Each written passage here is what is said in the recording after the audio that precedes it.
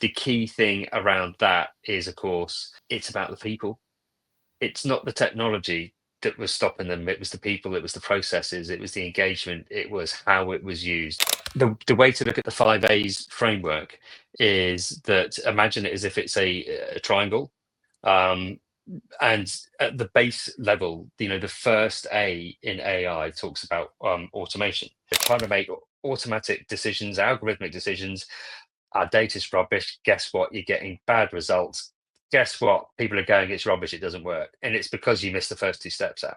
It was great to talk to Owen Tribe this week. Owen is one of our Alpha Insights fractional consultants, and Owen specializes in AI data and cybersecurity and automation, really driving the Industry 4.0 agenda within advanced manufacturing companies. Now, Owen has over 30 years of experience and very much at that C-suite level, and is now operating and working as a fractional consultant representing Alpha Insights and indirectly EMBS with our potential customers who are looking to bring in real capability, real experience, to build roadmaps, to build strategy specifically around data tech, AI, and driving that Industry 4.0 agenda. It is a really complex thing to do for all of the CTOs, all of the CIOs and C-suite in tech. They may understand conceptually what it is that they're looking to try to deliver, but it's actually having a resource and some capability to actually execute, build the plan. That's really where Owen comes into play, and in this case, where Alpha Insights comes into play. I talked to Owen this week about his 5 A's of AI, and this is what he had to say. Look, let's just kick it off then, Owen. I've made the introduction already on the sort of intro video, so I think people that are watching this will already know you, but it would be great for you maybe just to give us a couple of minutes or a minute, just give us a bit of background on you, because obviously what's great is that you've kind of joined our fractional team through Alpha Insights, but it would be great just to get a quick sense of your DNA, your background and experience. So over to you. So my background's probably a little different to most people in this space, because this is not where I started out. I actually did a degree in theatre. So that's where I started out. I started out as a creative person. And back then, when we're talking sort of, I guess, early to mid 90s, the internet didn't exist. It was literally ARPANET. And when I was at uni over in the States, that's how you communicated with the time zone. I was using email before we started talking about email. So I've kind of grown up with the whole transition of the internet, and I landed myself as one of the youngest CEOs and MDs of an internet company. Well, it was very last millennium. In fact, it's the very last century. So therefore, I've seen these cycles come and go. And I guess that's what gives me the kind of the background and the experience of this is not new. This is just the same stuff, but it looks slightly different. So it's a bit of a wolf in sheep's clothing. And I think it's kind of grounding that and sort of going back in time. And when I say, 3 decades, it's more than 3 decades that I've been working with technology. So I've come from a software development background on my Atari, all the way through to building some of the biggest civil contingency platforms in the country. Things like, severe weather alerts and Met Office type applications, COVID reporting. So I've gone from small to big over that time. And I've had a very, very varied career. There are some industries I haven't worked in, but I have a lot of breadth across a lot of different touch points and a lot of different sectors, so therefore very transferable and transportable. So from my perspective, I'm fascinated and really, really engaged in that bridge between humanity, technology, creativity, and of course all of the actual low-level detail about making stuff and getting stuff to work. Yeah, I mean, obviously, from our perspective, one of the things that captured our imagination about you, Owen, was this background that is very tied into what we do as an organization, which, of course, is advanced manufacturing. As you know, part of our organization at EMBS is sitting in that advanced manufacturing engineering space. And, we really want to start to drive technology and digital transformation and connect what we do in tech with the engineering side. And I think that's what we really loved about your background and what you could bring to Alpha Insights, which is obviously our fractional consulting offering.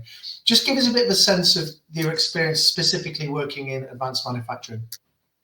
So when we think about advanced manufacturing, one of the biggest projects that I've been involved in was where we took a struggling manufacturer. It's an award-winning manufacturer. I'm not going to name names.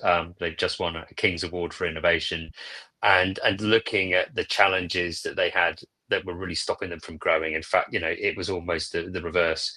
And then how we've technically taken that organization and taken the shop floor so that it's entirely digital. It's completely paperless now, which is the complete opposite. It was all bits of paper. Data was perhaps 48 hours on a good day behind where it needed to be. So therefore, you're making actionable decisions based upon data that was stale, that wasn't complete, and so therefore the wrong kind of decision making was going on. And that whole kind of transition to something that's very modern, that's completely digital, completely paperless. When I look around the shop floor, there are big sort of 70-inch screens showing the real-time status of all the processes, understanding how, when you have a life cycle and a production process, how you actually can see how the early parts of the process are feeding all the subsequent processes. And so therefore you can see the impact, you can visualize the data. And the key thing around that is, of course, it's about the people. It's not the technology that was stopping them. It was the people, it was the processes, it was the engagement, it was how it was used. And again, when I look at manufacturing and I go into a number of places, people have no shortage of imagination in terms of what it is they want to achieve. The problem is, are all the right people in the right teams? Do they have the right buy-in? Do they have the right funding? Do they, I believe very much in people, and it's people first. And I'm very much a humanist technologist, if that's a phrase, if that's a word. So you've really got to go back to the culture. You've got to go back to really understanding how that business needs to fit together, because you will have all the right champions in the business. You will have people that have the capabilities. They sometimes need leadership. They sometimes need teasing out in terms of what's possible and removing all of the barriers about what's not possible, because people pick up this baggage over time and people stop thinking outside the box. So in terms Yeah, of manufacturing, in terms of manufacturing, that kind of experience on the shop floor, I see it time and time again. It's not about the technology, it's all about the culture and the people, and actually empowering people to make the smart choices. Because that's the key thing about being the consultant, is it's not do as I say, it's let me help you go on that journey so that when I leave, you don't need to phone me up 3 months later and go, it's all gone wrong again. Can you come back in and help? yeah. I think it's like anything as well. From what I see, there's always that the idea that technology is either a cost or it's an investment. You want to have that clarity at board level that says we want to drive automation, we want to build our data in order for us to improve what we do, what we produce, what we manufacture. That's got to be from the top down. And that's the number one challenge. I think, when I talk to advanced manufacturing companies, they're often struggling to do the everyday technology things, cybersecurity, the efficiencies, cloud-based technology transformation. So I guess my question to you is, a CIO or an IT director in an advanced manufacturing company is seeing all the noise around AI, but clearly they're probably nowhere near getting to where they want to get to. I think there's a lot of pressure on that C-suite in those organizations, even in the sort of small to medium enterprise size manufacturing companies. But for me, there's a disconnect between what is achievable, in the future in the sense of data and AI and where they are at the moment. Just give me your view and opinion on just how far organizations have got to go before they can even have the conversation about the benefits of AI. Yeah, and I guess the right analogy is, with people, I mean, it's an absolute cliche, so I have to apologize up front, but it's that whole kind of, do you build your house on sand or do you build it on foundation and bedrock and everything else? And there's a lot of people being told, look, there's a shiny thing over here. It's going to be amazing. It's going to do all of this stuff for you. It's going to turn things around. And then you go, that's great. But if you build your house with matchstick legs, and you don't fix the foundational stuff at the bottom, it's going to come crashing down. Everyone has an idea around what AI is. The problem is the question that people need to ask. There's two questions that people need to fundamentally ask. The first is, well, which AI are you talking about? Because AI has become one of those buzzwords like agile. It's a cliche now, and it's beginning to lose any impact and any meaning. So therefore, which of the five AIs are you talking about? Which obviously we'll come on and talk about in a second. What underpins all of that are your culture and your people and your data, because there's lots of things that you can do, but if you don't get your data right, it won't work. So your current strategy should be, unless you're a brand new shiny business and people have invested billions and all of your shop floor, everything's absolutely brand new, your strategy right now is data. And that doesn't mean throwing the baby out with the bathwater. It doesn't mean you need to get rid of all your systems and buy new systems. It's get your data fixed, because AI can then do stuff with that data. There's a Yeah. there's an analogy which it's not the most polite analogy, but it's one that sort of gets the message across, which is you can't polish a turd. And that is true about data, but you can't polish a turd, but you can roll it in glitter. And this is what we're seeing, is lots of glitter and shiny stuff. But if you don't fundamentally fix your data and you don't understand it, or you think that spending 3 years of a data cleaning project is going to get you where you want to go, it's not. And there's lots of different ways of technically achieving that, but you really, really need to get your data sorted. And then you can start to look at what you can do with AI over the top of it. And again, which of the five A's are we talking about? Because one size does not fit all. And just because so and so's product has a co-pilot or this or that, it doesn't matter, because you're focusing on the shiny front end. You're not looking at the fundamentals that are actually going to make your business survive. Makes perfect sense, and it's a combination. It's a sum of all parts, and it's interesting that the IT directors, the heads of ITs, that leadership layer in advanced manufacturing are often so busy in the trenches with the team, actually keeping production and technology alive, that maybe they don't have the time or possibly the capability to really understand the building blocks, the foundations, the roadmap that you talk about. It's, I think, there where we live in the Alpha Insights fractional side, because Mm. having somebody to come in and take a look at it with a fresh set of eyes and with a very experienced and strategic set of eyes allows not just, you and all that leadership team to look at AI as a thing or whatever that might be, but actually to do all the joined up thinking. And I think that's the power of fractional consulting. That's the power of what we deliver with Alpha Insights, in that we can come in and support in that way, and ultimately allow those leadership teams and individuals to outsource the thinking. And I'm not saying that they wouldn't be involved in the thinking. Of course they would be. It's a completely embedded collaborative process, but it gives them the headspace and the time and capability to do that. That is the wonderful thing about what you do, Owen, and what we do at Alpha Insights. And what I picked up from you was this idea that you have a framework and a methodology to support and assist somebody with that, Yeah, that you'll go in with the level of structure and logic. And yeah. you call that the five A's of AI, of course. Obviously, really intrigued to understand what that looks like, and for you to describe what that looks like in terms of taking somebody through it. Could you just give us a bit of a sense of what the five A's of AI is all about? I can do, thank you. Yeah, and again, what underpins all of this is, again, making sure that your data is correct, because without getting your data strategy right, it doesn't matter what you put on top of it, because ultimately, you're going to probably fail. The way to look at the five A's framework is that, imagine it as if it's a triangle. Um, and at the base level, the first A in AI talks about automation, because what we're interested in doing is, if we can get the piece of data from here to here, can we actually take data from this system and put it over there? Can we get data from the shop floor? Can we get your scrap metrics into a system where that's automated? If you can't automate the data capture, the data collection, it doesn't matter what you put on top. It doesn't matter what artificial intelligence you use further down the road. It's just not going to fly. That's the fundamental. That's the first layer on the triangle. And actually, that's going to get you so far. So if you imagine the base of the triangle is fatter at the bottom, That's why we need to focus there. Then you move up and you look into augmented intelligence. Okay, so this is where a lot of the noise is right now around AI, because ChatGPT, Claude, any of those LLMs, they're all augmented intelligence. They allow you to do stuff quicker. So therefore, you can write things really, really quickly. You can summarize things really, really quickly. There's loads of great stuff that you can do your PFMEAs, for example, really, really quickly using AI. One thing that businesses hate, absolutely hate, because you're focused on in manufacturing in particular, making stuff and making stuff that's good quality that doesn't break.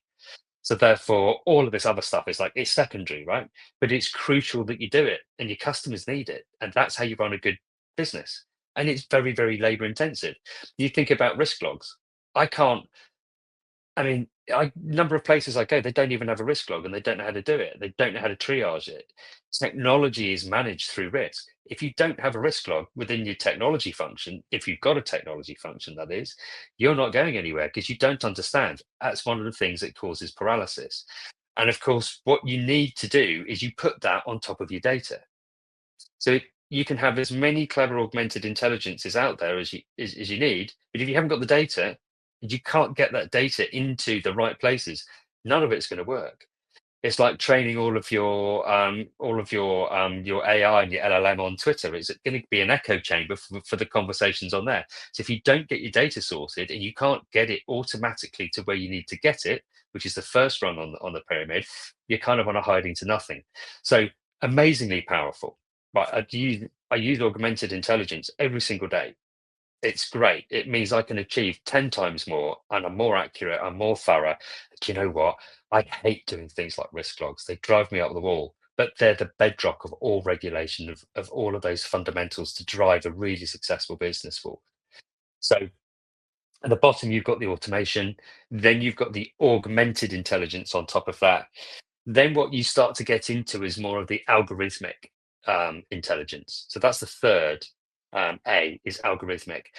When I look at and when I have conversations in the manufacturing space, what is it that people want? They go, well, if we have predictive maintenance, so we fixed the processes, we fixed the machines, we made sure that our WIP buffers were closed down, we made sure that we could drive everything.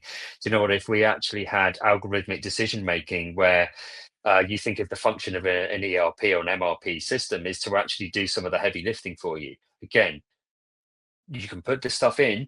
If you haven't actually figured the first two layers out, you are going to be going, great. Well, it tells us half the story, and we're trying to make automatic decisions, algorithmic decisions. Our data's rubbish. Guess what? You're getting bad results.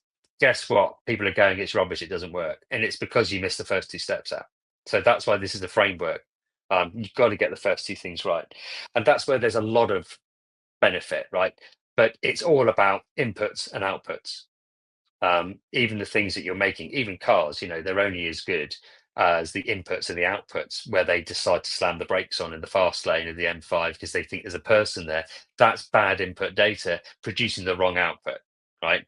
I say that because that's happened to me. Then where we get to, where a lot of people are jumping the gun on this, is they go into the agentic level. And so agentic is where you start to say, right, well, I can have autonomous agents that are making these decisions for me, which is fantastic, right? So therefore, you can actually allow the AI to exist as very, very specific units of functionality that do expected results over and over again.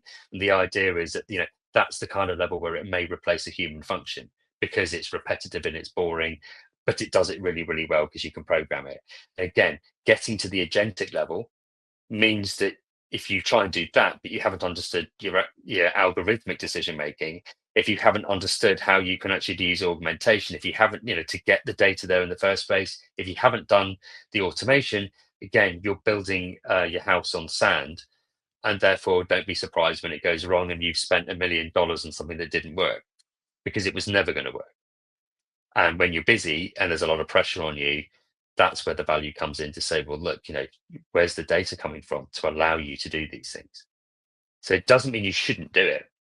It doesn't mean you couldn't do some of these things in parallel. But have you got a strategy? Do you understand the difference? The last bit, which is the tip of the pyramid, we're nowhere near ready for this. If you can't do any of those other things and you can't regulate them, and you can't actually understand that we need to have laws around all of this, this is the scary bit. With the tip of the triangle is the kind of the artificial intelligence. And you think about it in terms of it's making autonomous decisions completely and utterly, where there are people saying, hey, let's replace humans. It'll make all the decisions for you. So in that situation, there will be situations where that will work at some point in the future. And again, the problem in people's thinking is when you talk about AI, half of the people you talk to will say, don't know anything about that. Too much, don't understand it. Tell me where I've got to type it into Excel. The other half will quite potentially talk about Skynet and Terminator and the rise of the machines and the end of humanity. And we're going to have 2 days. That's all people will do, and everyone will be in poorhouses again. So that is the threat perceived through AGI. Most people can't get their foundational data and automation together at this point. So people are jumping in to the top of the pyramid, and that's the whole thing. That's what causes the paralysis. That's what causes people to make bad decisions. That's what causes companies to say it's all rubbish. It'll all go to hell in a handcart. And it isn't. It's just that you're jumping to the tip of the triangle and you're not seeing all of the other steps and the processes that you need to go through first. That's just really interesting to get that perspective. And actually, where most organizations are is right at the bottom of the pyramid. In reality, advanced manufacturing and engineering in the space that we operate in tend to be the slightly smaller organizations in that space. And they are still working on digital transformation and change, cloud adoption, and are still trying to tackle the threat of hackers and the cybersecurity threats that we're seeing all over the world. There's a lot of moving parts there. But I think to add that context in, obviously yourself and Alpha Insights, it's all about data readiness. It's all about the readiness, the maturity level. It's all about the strategy. It's, of course, trying to help organizations get towards the top of that pyramid. But we're very pragmatic. We understand that they need support and potentially support across all of those different things. Just talk to me a little bit about the type of decision makers in organizations, because for me, there's a definite difference between a CIO and a CTO. And it's a case of ensuring that you've got the right stakeholders involved in projects and involved in those 5 A's, that journey. We're obviously talking to IT directors, heads of IT and CIOs, but you would think of yourself very much as a CTO. Could you just give us a bit of a sense of the definitions in your mind and kind of how all that fits together? Yeah, so I would say the easiest way to make the distinction is, CTOs are about technology. Technology is not the same thing as systems of record, laptops, phones, networking. That's not the same thing. So I'm not an IT director, right? Do I understand all of that? Absolutely, I do, because I couldn't do what I do otherwise. It's a very different mindset. I would say that from a CIO perspective, it's all about safeguarding information. It's all about making sure that the operational systems are up and running, the people have what they want, it's delivered in a secure way as possible. It's very much a cost management exercise in lots of cases.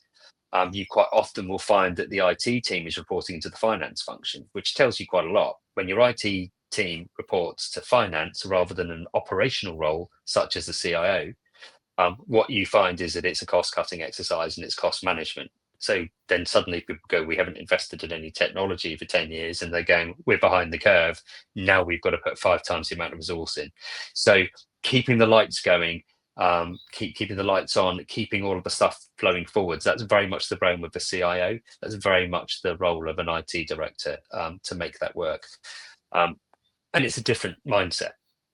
Whereas from a CTO perspective, what you're looking for is somebody that can think out of the box, that can challenge this stuff. This is why I say, neurodiversity is really, really key in terms of CTO, in terms of thinking outside the box and looking at stuff. Because actually what you need in a CTO is someone that goes, I've seen this over 30, 35 years. It's the same as this. I can predict where this is going. I can look at it holistically and say the uncomfortable things that you wouldn't normally say in the corporate boardroom, which is, guys, your data's all over the stuff. You're trying to do the stuff up here. You're going to end up with the whole house sinking if you don't stop. People will spend vast amounts of money because they think they need to. The next upgrade of this system will fix this problem, and fundamentally, it doesn't. You know, there are lots and lots of different ways to write software to glue bits of data together, but fundamentally, you need the right holistic approach. When you're in the weeds, firefighting with all of these various things you've got to do, which is very much that operational level, you don't get the clear space to do that thinking. And it isn't that you necessarily need a CTO full time. I think people make the mistake that they believe that's what they need. And you'll quite often find similar mistakes where people think that let's make the CTO responsible for the delivery of operational delivery. The average lifespan of a full-time CTO is less than 18 months because it's you're trying to put a square peg in a round hole, right? So it doesn't work.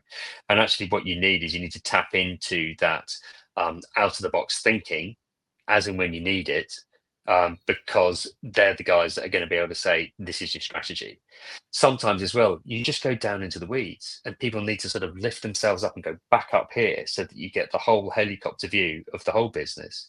And again, that's the difference. A CTO has been there and done that and got the stripes to a certain degree, knows they don't want to be an operational leader from that perspective, but what they're going to be able to do is show you where all the holes are and what you're doing.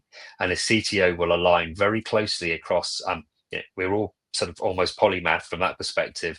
You're going to be able to understand the finance, you're going to be able to understand the leadership, the human aspects, the HR aspects, but you can also understand the data and the deep technology, and right down to the electricals, right down to all the reporting requirements. You can go on a shop floor and completely go, I see everything that's going on here, in a way that's very challenging, potentially, when your focus is on, I've got to get 50 laptops out this week and I've got the potential for a ransomware attack. Very, very different mindsets, very different cultures. Um, and again, that's why you probably need someone fractionally to come in and go, I'm going to keep you on the straight and narrow. So CTO is technology strategy, which is not the same thing as operational IT delivery. Yeah. Just while I've got you, Owen, just give me your view on the whole cybersecurity conversations that we're having in the world right now. You obviously co-op, M&S, and we're seeing it Yeah. all in the media. In advanced manufacturing and engineering, do you think they're being targeted in the same way as, say, retail distribution? Or do you think they're way behind the curve with regards to data? Just give me your view specifically in that advanced manufacturing space. What does cybersecurity look like in that sector? So I'm thinking of an example that I saw recently. Um, and it was very interesting because there was a single PC that was running Windows 95 still on the shop floor because it was an outdated piece of tech, and they had a massive ransomware attack off the back of it. And then the response to that was to put in and realize that their network and all of their cybersecurity and infrastructure was just massively out of date. So they did a knee-jerk reaction and put a huge amount of pressure on the IT guys, and they spent a huge amount of money replacing their network. But what they did by doing that was meant that they completely shut off their ability to work in the cloud, and they completely shut down their ability to do anything other than create an on-site silo. And I see this again and again and again. I'm thinking of another example within the last couple of years. It was all about let's have a server room on site. Now, I don't know how many server rooms people have built, but I know what the bare requirements are, having actually, designed some data centers in the past. So therefore, I'm looking at it going, you're trying to be a data center when this is nuts. You don't even have the people to do it. So therefore, when I think of cybersecurity, I'm going, there's loads and loads of ways of solving this problem, right? And some of it isn't even about cybersecurity, like hackers and ransomware. Those are things that happen. Some of the things that I see time and time again, it's just that there's no forethought for a strategy about how you're going to operate in the future, because of course you need to change your operating model in order to be able to embrace all of this stuff. But people also don't do things like put in their redundancy. I can think of one example where a digger went through the main cable coming out of the exchange. So both the primary internet route and the secondary went offline straight away because there was no geo redundancy on their internet connection. But of course, if you then put something in, like Starlink, for example, as a backup technology, you suddenly introduce a whole load more complexity, which means that you suddenly need to redesign your network again. And these are things where people keep just adding on and adding on and adding on, rather than fundamentally sitting down and designing a secure organization from the ground up. Because it's so much harder to bolt on these things. And this is, it's the whole kind of thing. You add a workflow, you do a workaround on a workaround on a workaround. And this becomes the fundamental of digital transformation, is the way that your business operates is because you've put a workaround and a workaround and a workaround and a workaround. And when you ask people, why do you have it that way? It's because the system didn't work and this. And so therefore you're literally working in these pressure areas. Something bad happens from outside. And of course, that is where your weakness is. So when you look at the digital transformation side of things and the strategic side of things, you need to look at, why do you do it that way? You're creating a massive, great big target for your business. And when you get into it and you start talking to people, rather than, because that was version 3, the IT will tell you, well, that we did an upgrade from here to here, and then that didn't work. We couldn't solve it because it didn't have the capability, so we added this on. That's how a lot of these weaknesses come into existence. And so therefore we're looking at fundamentally, how do we change that? Fundamentally, why were those decisions made? Because if you can go back to there, you can probably find that you don't even need the thing that's a weakness that's giving you the biggest risk. And again, risk management, right? And again, coming back to one of the fundamental things, all of this stuff should be on a risk log, right? This is information security. It's one of the number one things a CIO needs to do is risk management, because your insurers need it, because you don't know what the risks are, because you've got 100 fires you've got to put out every single day, and because you never have enough people, you never have enough resources. And again, this is why you look at it and go, well, hang on a second, guys, let's start managing this risk. That's when you start to look at the 5As again. We come right back to this, because where's your data strategy? What are you doing with the automation to get the data where it needs to be? Get rid of 90% of all of your workarounds that are built up, right? Then you're looking at using the augmented intelligence, because you need a risk management log, because you can point it at all of these things and go, where are my risks? And this is the great thing. What a lot of these things like ChatGPT, what a lot of these things like Claude, is far better at it than ChatGPT anyway. When you have a look at things like that, it's phenomenal at coming up with risks, and it will score them, and it will triage them, and it will do all of that work for you, so that you suddenly have this predictive ability to be able to go, here are all our risks. And by the way, when you go to the board and say, I need you to put your hand in your pocket, you can tell them anecdotally that, oh, I need to upgrade this system. And it's like that. If you say we're carrying 300 points of risk and I've got 50 high risk exposure points to the point that we have to color them black because actually the highest risk category we've got doesn't cut it anymore. That makes people sit up in the boardroom. That makes people realize this is what should be keeping them awake at night. But they don't do it, so they don't see it. So again, these are all things that everyone should be doing. You manage technology through risk. Use the AI to do it. That's what it's there for. And again, think of the 5As, think of that pyramid. You get it right here. As soon as you get this stuff together, you can really, really deploy some really clever tools that will help you manage the rest of that pipeline. I hope that answered the cybersecurity side of things. Yeah, I think Cybersecurity, it's because you've got to understand where your risks are and where your weak points are. And like I say, they've occurred because you've not invested in it and not understood it. But you can use this stuff really, really cleverly to reduce all of that. And I've done that for a number of organizations.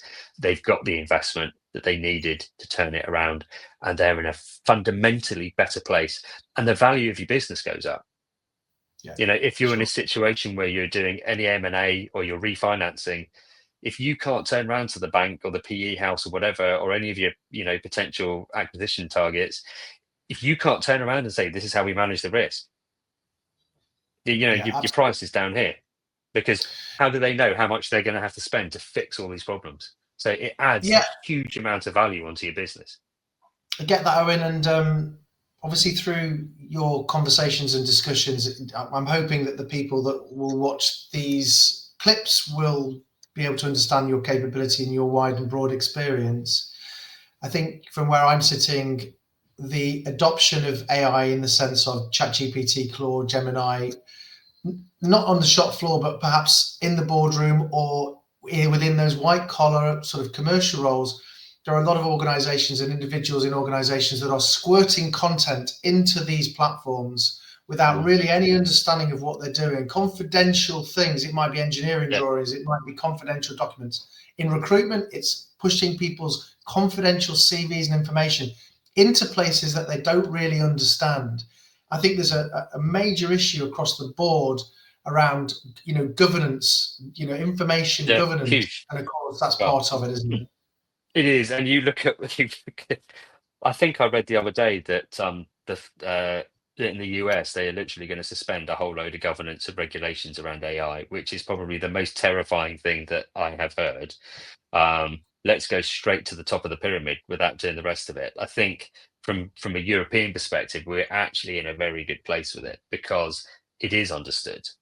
And, not just in the UK, not just this government, but the previous government understood it. They understood the need to actually have regulation and safeguards. The EU understands it. Okay, they understand it to the point where they've got to be careful they don't strangle the innovation, right? Which I also understand. But it's about regulation. And with all of the ISO standards, for example, that I'm aware of, that I know, that I've implemented, that I've had to go through surveillance audits on, it all comes back to simple stuff. Do you know what you're doing? Have you spoken to the right people? Have you shared this information? Where is your risk management strategy? Fundamentally underpins every single standard out there is, do you understand the risks? And that's the Yeah. that's the fundamental. And you can't understand the risks if you don't have the data. We go right back down to the bottom of the triangle again, to the pyramid, and we start and work our way up. Again, that's why you need this, because of the regulation. And one thing I would say, because this is something that I think we need to say more of, which is the humans are in charge. You don't need to let all this stuff take over your life and dictate what's going on. We're in the driving seat. I'm not sure whether we're prepared to surrender our own autonomy as a species to a couple of very, very wealthy individuals who want everything to be done automatically. I think actually, hello, stand up and be counted. It's not something that immediately overnight is going to change. The whole world isn't going to go down the plug hole tomorrow. We start by building these foundations in. It's not going to be an immediate thing, but we do need to understand it. We do need to regulate it. There are loads of ways that you can run models locally on your data. You don't have to push it all into the cloud. You don't have to put it all in AWS or anywhere else, and you absolutely should keep hold of your data. It's the number one thing that you've got. And it's the number one thing that's the incredibly valuable thing that your manufacturing business has. And so you don't feel that you've got to jump on the bandwagon and everything's going to suddenly change and suddenly everyone will be working 2 days a week and all the rest of it. I don't think we're in imminent danger of any of that happening, because we have a say in what happens and how that changes, and don't lose sight of it. Just to be really pragmatic, really simplistic. Obviously, we're working with advanced manufacturing companies across the UK. We do a lot of work in the Midlands. Let's say that I introduce you to an IT director or a CIO of an engineering or manufacturing business. When you talk to those sorts of people, are the repetitive things that you always come up against or that you discover? Are there things within that industry that are always the same? And do you think there are always therefore those quick wins? And just to add Mm. into that sort of question of kind of where are the quick wins in that sense, where are the quick wins maybe with using the likes of ChatGPT and AI? Are there any recommendations for you? Can we get our clients, hopefully our potential clients, to just on board some of those things? So I guess it's a very long question, but what are the fundamental quick wins that you find when you go into an advanced manufacturing business, and can you give them some quick wins through ChatGPT, Claude, etc.? Well, that was a very long. I'll do my best to answer it. It was a very long-winded question. I'll try not to give it Let too me let me confusing come an at it. answer. Let me come at it again because I'm Yeah. thinking and talking at the same time. So when you go into an organisation that tends to be an advanced manufacturing and engineering business, what type of repetitive issues do you find?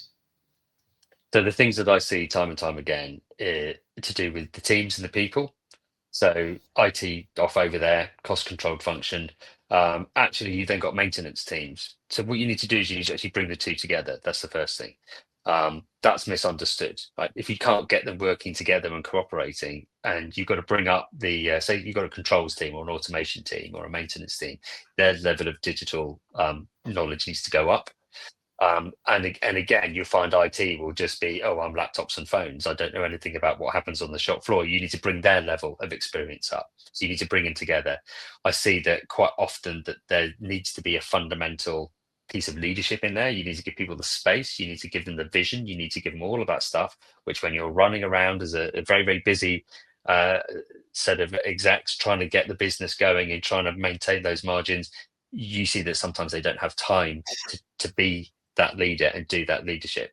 So you will have people in the business, but you don't necessarily have the time. You've got to glue them together and you need a little bit of fractional leadership to make that happen. So that's the thing that I see time and time again. I see that people are scared of being online. I see that I'd look at a place and I go, guys, you've got no resilience. You lose that connection between that building and that building. Fundamentally, you won't have any data. You can't move forward. So you've got to look at the infrastructure on site as well. Oh, your Wi-Fi network is 15 years old. How long do you think that's going to cope as soon as you start pumping data out from machines?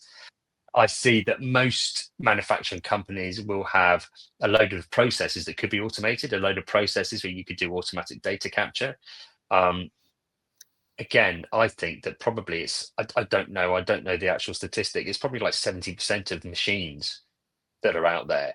Um, don't have the ability to provide all of the rich flow of information because there's a lot of stuff, a lot of machines, a lot of kit that you're going to have to invest in, not by replacing them, but you put relays on them. You can actually plug in to the electrical cabinet. You can get some data coming out of it. I'd say that people think they have to build everything themselves, or they need to go out and spend loads of money on this shiny new platform. That's not true either. There's loads of kind of very low code environments to get operational data visualized.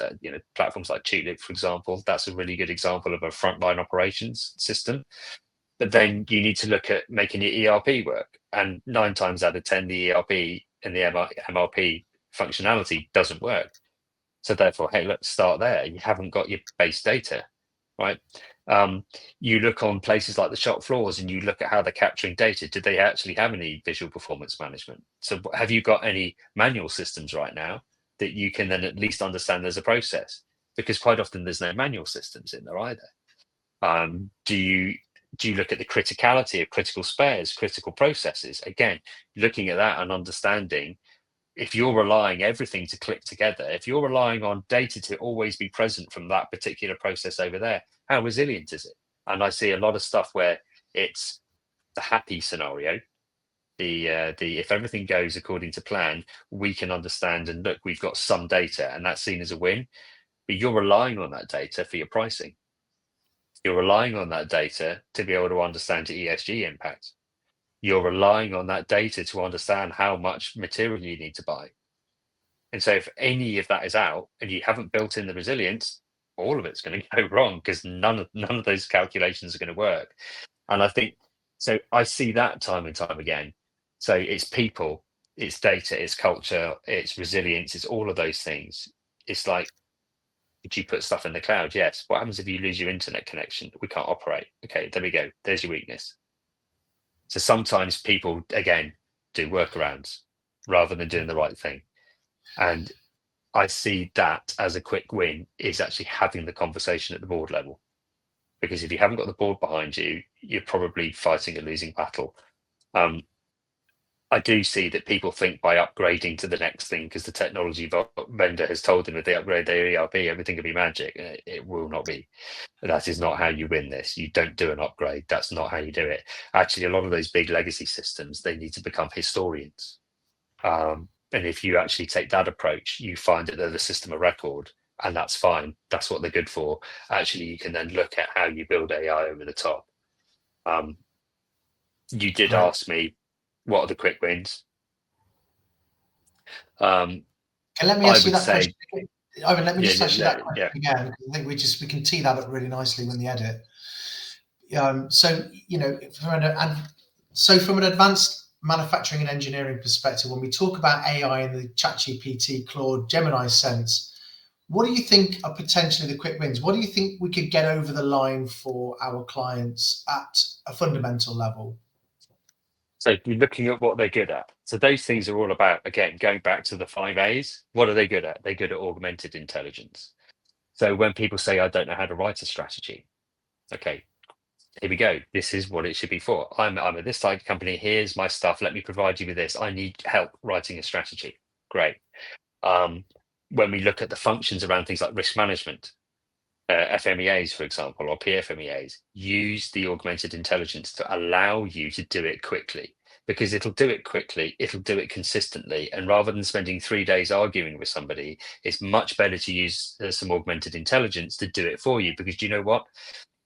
Pretty much going to be consistent with regards to scoring, consistent with regards to output. That's where we need to work with those tools to actually make sure that they're doing the difficult things so that you focus on quality, not on spending 3 days in a room arguing with somebody else about whether that should be a 70 or whether it should be an 80. That's not productive use of your time. It's better to review rather than to argue. I'm going to trademark that. Fantastic. Sounds really good. Just one last question. I see a lot of engineering and manufacturing companies swapping out their ERP systems. They get frustrated, it's not working. It feels like that's the silver bullet, and it clearly isn't, because 3-4 years later, they're going out to tender for another ERP system again. Just tell me a little bit about your experiences as an experienced CTO, CIO, board advisor. Tell me about your thoughts on the sort of top recommendations you might talk to a leader about when it comes to identifying or deciding on an ERP system. No, that's good. And again, I'm going to try and use the 5 A's to have that conversation with as well. Okay. So when you think about an ERP system, it's a big database. Yes, it has some interfaces. Okay. But that's great. Just imagine instead of an interface, you actually used, some augmented intelligence to look at that data, because it can make more sense rather than you looking at it. And guess what people do? Export it to Excel, look at Excel, right? So actually you can use some augmented intelligence to do that. You need to look at it in terms of it being a system of record, it being the historian. You don't need to throw it out. Fundamentally, what it is a big database with some technology interfaces to allow you to interact with it. Whether that's, you don't need to throw it out, in other words. I would say that you're probably, as a business, far better to actually look at it in terms of how you can use some of this kind of algorithmic decision making, some of the augmented intelligence around it to get what you need out of it. I don't think that just by upgrading to shiny new thing means that you've still got to go back in it and configure it all. So I don't think it necessarily gives you a massive productivity boost by upgrading to the latest and greatest, because this AI stuff, we're not at the top of the pyramid yet. This AI is quite new, and it won't be one size fits all, and you've got to trust it, right? So therefore it's far better to start from the ground up, say this is our ERP. Do you know what? Let's get the data in and out of it in a way that makes sense. Let's make sure it's integrated with all the other tools that we're using. Then that's actually, we can then start to ask questions that the vendor hasn't come up with an answer to yet. So therefore it does just become about that kind of more legacy historic system of record. And it means that you don't necessarily need to invest in a new ERP, because it's not the system that's at fault. It's the people and the processes and the data and the way that you're using it. Those are the things that need to be addressed. And just upgrading it might tick a box from a CIO perspective. It's not actually going to give you that much more benefit.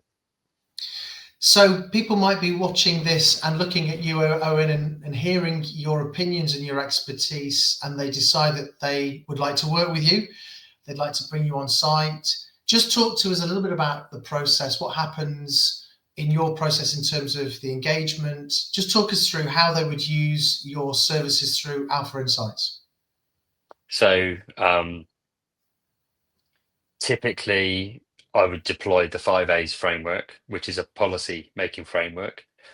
But again, understanding what the pain points are. You might have an amazing company that has brand new equipment, brand new machinery, and they just simply need someone to help them come up with a strategy and to move that forward and to represent people.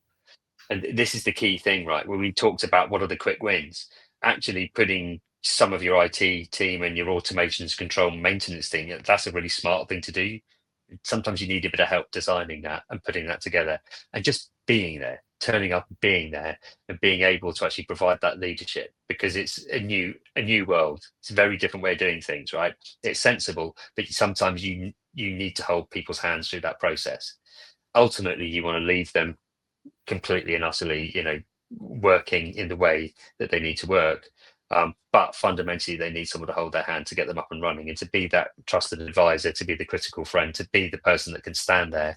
I quite happily say to the CFO, you need to give them some more money, because this is working, and we need to show you and educate the business how you get the return on investment through this stuff, right? Because it is different, particularly when you see things like the IT team reporting into the CFO all the time. That's one of the biggest challenges that I see, is that's the wrong place. It's an operational support function. It needs to sit within operations, not finance. So that's, I'd say, one of the first things that we do is we look at the dynamics, we look at the makeup, and we understand what the pain points are and what they actually need. So it could be that you got like one guy in the IT team that's got to cover 5 sites around the country. Well, do you know what? There's no point deploying a framework until you've actually got the right people in place, because you clearly need more. So again, I think I'd start by saying, have you got a risk log?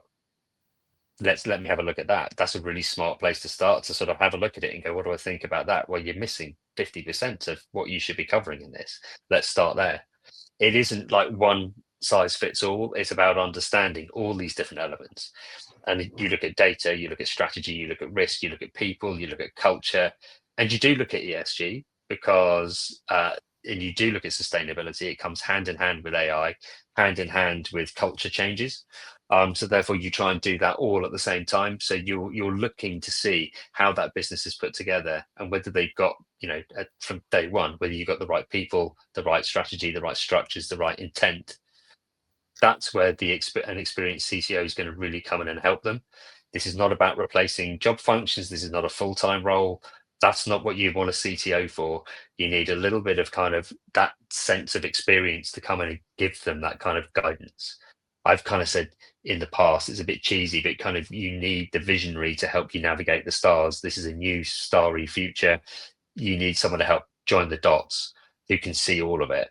And I think that's where those kind of fractional CTOs really, really come into their own, because they kind of been there, got the t-shirt. This isn't a 30-year cycle. It is a 30-year cycle, but within those 30 years, we've had multiple things that have changed as well. So this is a well-known effect. And of course, we're at the end of that 100-year cycle, where we're coming into a whole new era as well. So therefore, that's going to create a whole load of uncertainty and change, which is inevitable. So don't be scared of change, embrace it. And that's why you need your fractional CTO to come and help you do that. Really love that answer. And I think that's where we really sit in the marketplace, whereby there are options for the C-suite or the leadership in these advanced engineering and manufacturing companies. They can go to the obvious big four. They can go to perhaps those engineering and advanced manufacturing technology third parties. But what Alpha Insights bring, what you bring, Owen, is a much more pragmatic and much more cost-effective option. I was talking to somebody the other day who was a contractor working for Deloitte, being paid £12.50 a day, but they were being charged out at nearly £3,000 a day through Deloitte. It's the same person. And I genuinely believe that with yourself and the other Alpha Insights consultants, you're getting a lot of expertise in a much, much more cost-effective way. And I think that's what really gives us the edge, and what really represents an opportunity for our clients through Alpha Insights. And if you're watching this and you'd like to talk to Owen about how he can drive and deliver value, build strategy, improve process across culture, data, infrastructure, security, then Owen is really open to having those initial conversations, those fact-find conversations with you, taking you through the top kind of level of the 5 A's, and identifying perhaps where those pain points are, where those opportunities are, where those quick wins are, and also where some of the larger opportunities might be that might take that little bit longer to build and implement. But Owen, thank you very much for your time this morning. It's been really amazing to talk to you and get all those opinions and all those thoughts. And yeah, there's plenty of free information that we can provide to you. Thanks ever so much, and we'll see you soon. Thank you.